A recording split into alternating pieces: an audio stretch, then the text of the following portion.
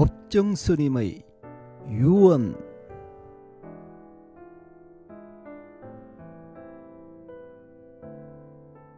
죽게 되면 말없이 죽을 것이지 무슨 구구한 이유가 따를 것인가. 스스로 목숨을 끊어 지레 죽는 사람이라면 의견서라도 첨부되어야겠지만 제 명대로 살만치 살다가 가는 사람에겐 그 변명이 소용될 것 같지 않다.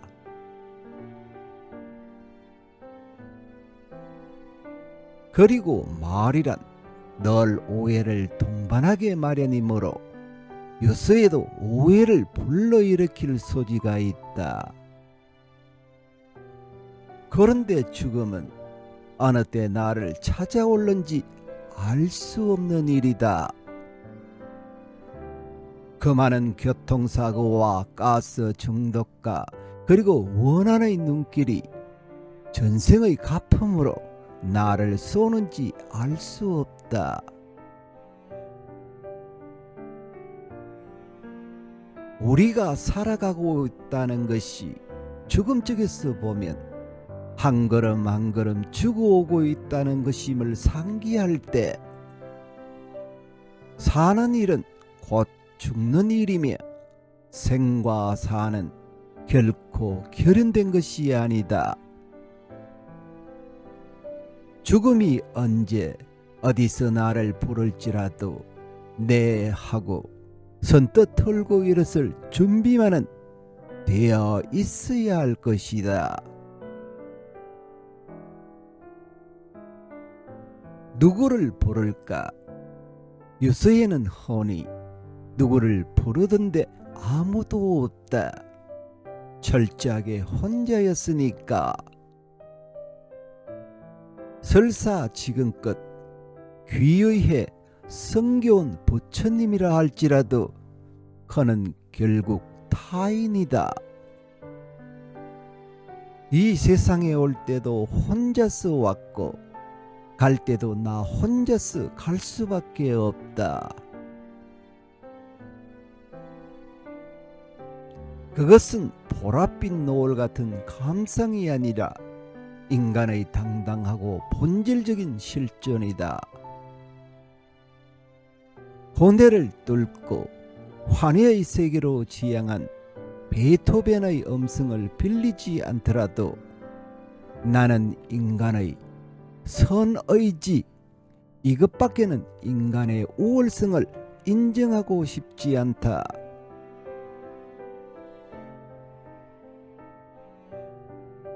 온갖 모순과 갈등과 정오와 사력으로 뒤범벅이 된 이 어두운 인간의 촌락에 오늘도 해가 떠오른 것은 오로지 그 선의지 때문이 아니겠는가. 그러므로 세상을 하직하기 전에 내가 할 일은 먼저 인간의 선의지를 저버린 일에 대한 참회다.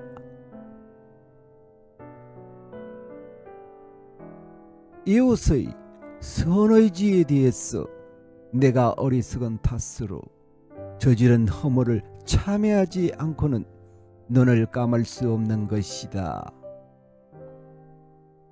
때로는 큰 허물보다 작은 허물이 우리를 괴롭힐 때가 있다.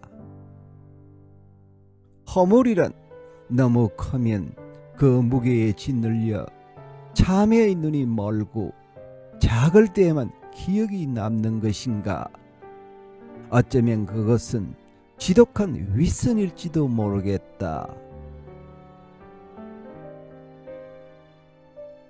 그러나 나는 평생을 두고 그 한 가지 일로 해서 돌이킬 수 없는 후회와 자책을 느끼고 있다. 그것은 그림자처럼 따라다니면서 문득 나를 부끄럽고 괴롭게 채찍질했다. 중학교 1학년 때 같은 반 동무들과 어울려 집으로 돌아오던 길에 쓰였다. 엿장수가 옆판을 내려놓고 땀을 들이고 있었다. 그 엿장수는 교문 밖에서도 가끔 볼 수 있으리 만큼 낯익은 사람인데 그는 팔 하나가 없고 말을 더듬는 불구저였다. 대여섯된 우리는 그 엿장수를 둘러싸고 엿가락을 고르는 채 하면서 적지 않은 엿을 슬쩍슬쩍 빼돌렸다.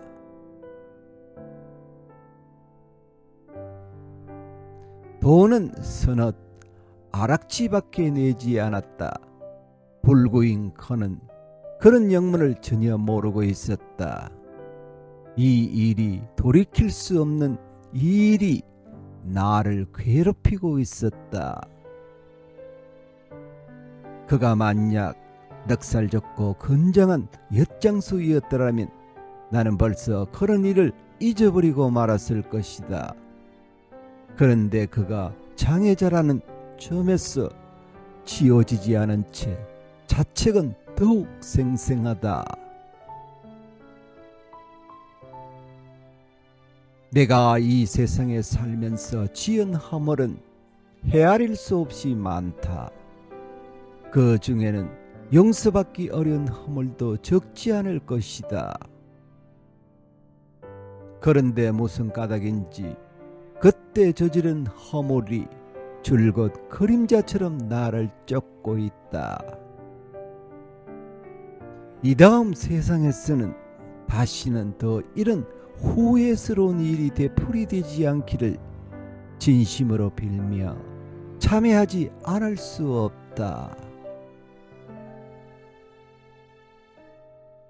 내가 살아생전에 받았던 배신이나 모함도 그때 한 인간의 순박한 신의를 저버린 과보라 생각하면 넋이 견딜 만한 것이다. 날카로운 면도날은 밟고 가기 어렵나니 현자가 이르기를 구원을 얻는 길 또한 이같이 어려우니라.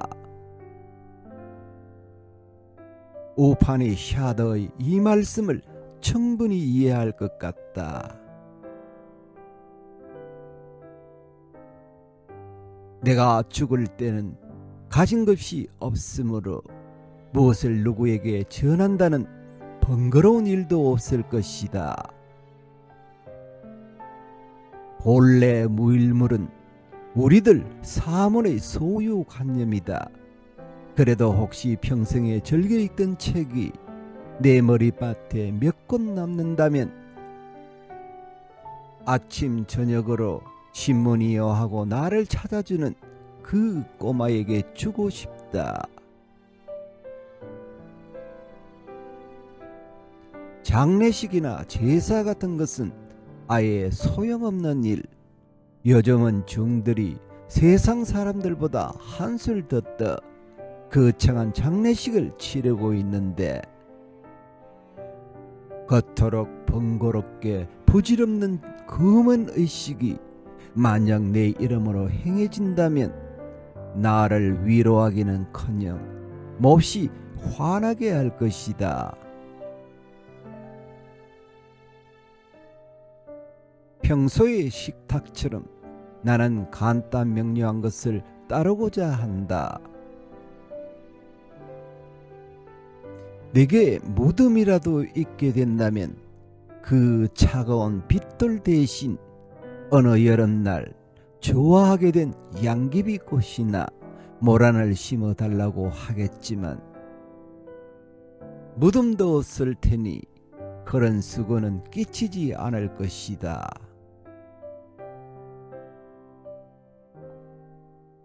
생명의 기능이 나가버린 육신은 보기 흉하고 이웃에게 짐이 될 것이므로 조금 더 지체할 것 없이 없애 주었으면 고맙겠다.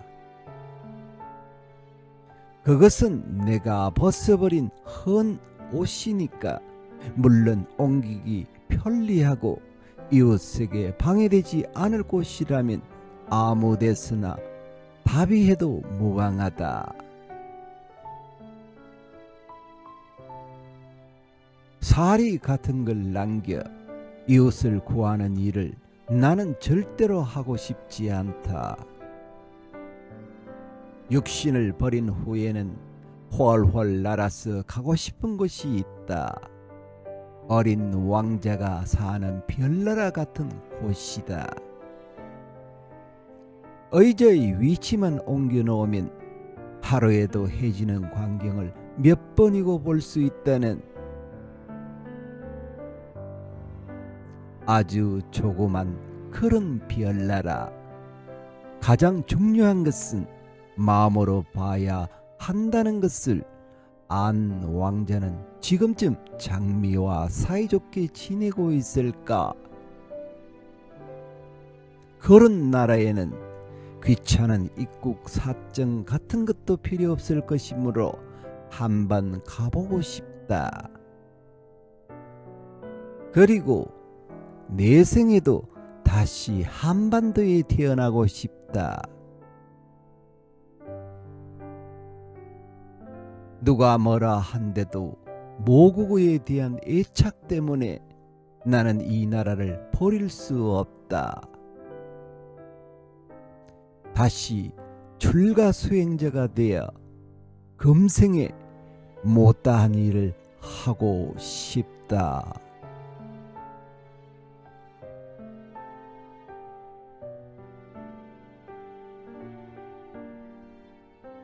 법정 스님 말씀을 다시 보겠습니다.